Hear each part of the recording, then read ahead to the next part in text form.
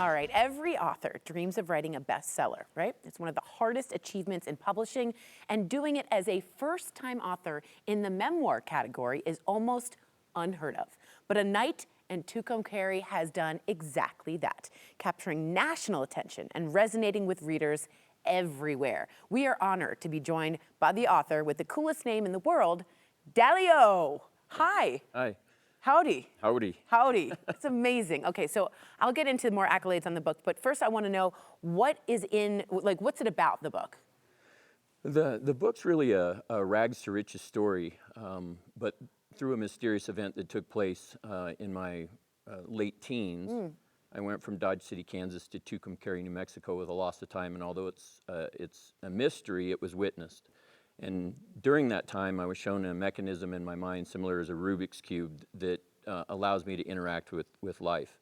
And it's not a metaphorical cube. It really exists in my mind, and it helped me build from poverty to generational wealth. And by utilizing that mechanism, it showed me how to interact with life in a different way.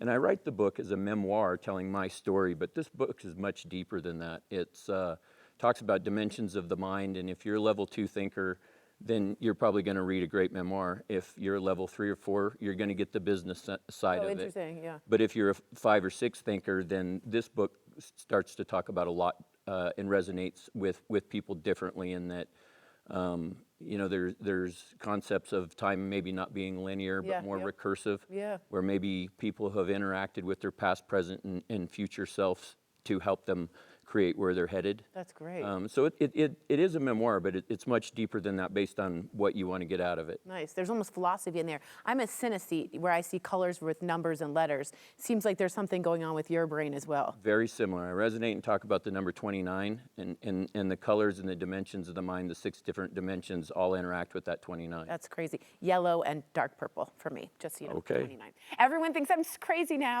All right, this is a memoir, and as we just said, it talks about colors, dimension. Explain how that helps you in your journey, like how that helped you.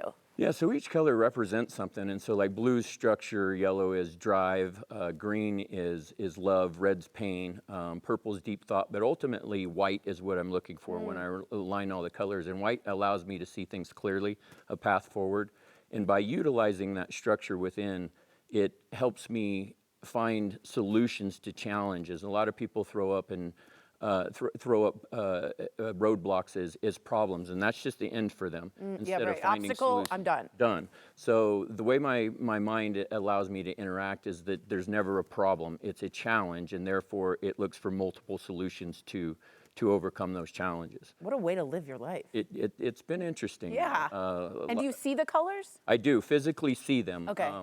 When I'm in deep thought, I actually have a physical purple tinge to my thought. Green's same thing. Red is the same thing. My wife tells me all the time, I can't imagine living in your mind. I mean, it would be trippy. I mean, it's like groovy, right? And I think there's a synesthesia to it where the brain has synthesized the colors with you.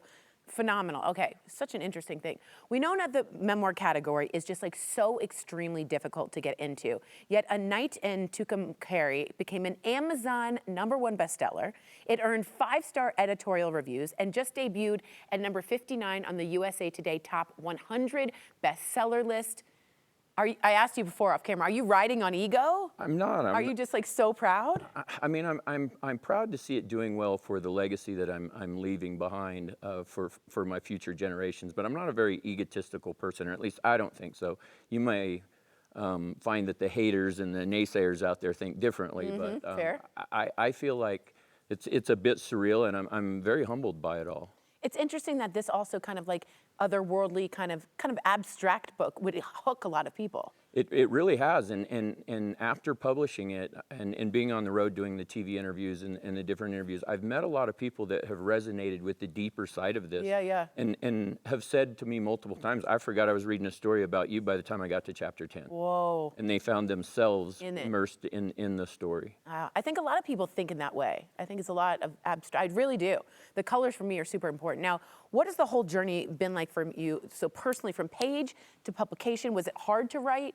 Did you write in the morning? Like, how did that go? So when I was approached to publish it, I had basically part 1 written, and it had got out to a celebrity, and the celebrity called his publisher and said, you need to get a hold of this guy and have him finish the book. Publisher got a hold of me and said, can you have it to us in 6 months? Oh my God. And I sat down and wrote it and turned it over on my 48th birthday, or 49th birthday, which was this past January. Mazel, that's amazing. Yeah. What day? January 8th, same day as January Elvis. 12th. I know, it's like you're Elvis. Capricorns, we wouldn't get along. Capricorns, baby. And that's a light green for me, the word Capricorn, Okay. just so you know. Let's say I'm a reader, I picked this up. What are you hoping from your soul to their soul they're getting from the book? I hope that it allows them to reach the deeper dimensions in the mind. And I know that some people, I got a scathing review on Amazon the other day over the book, and it was obvious a level 2 thinker who Yeah, you're like, hasn't "I know reached you." the deep yet. And Yeah. we actually threw the review into chat, and it said 80% AI'd. So obviously the person wasn't a very deep thinker. But to answer your question, I truly want people to find as deep and dig as deep into it as they can, so that they can dig that deep in themselves and ultimately stand up in their own story, wherever that is in their life. I think it's cool too that you don't see roadblocks, obstacles as a stopping point. I don't. Yeah, and I got to be honest, I do sometimes, and it stops me and prevents me from going further in life. I lived by a motto as a young kid, and I didn't even know why yet. It was before Tucumcari, of a rolling stone gathers no moss. Yes, Forward yes, motion yes. has always been, it was always a yes to everything, and I'd figure out how to overcome the obstacle some way or another. Yeah, I got to post that on my mirror in a Post-it note. Unbelievable. I'm so excited to read this. A Night in Tucumcari. I always say that, Tucumcari, excuse me, by Dalio, I can say that really well, is available now through Amazon, Barnes & Noble, and literally wherever you buy books. I'm so excited to read this and dive head in. This segment is sponsored by Palmetto Publishing. Thank you, sir. Thank you for having me. Howdy, absolutely amazing. All right.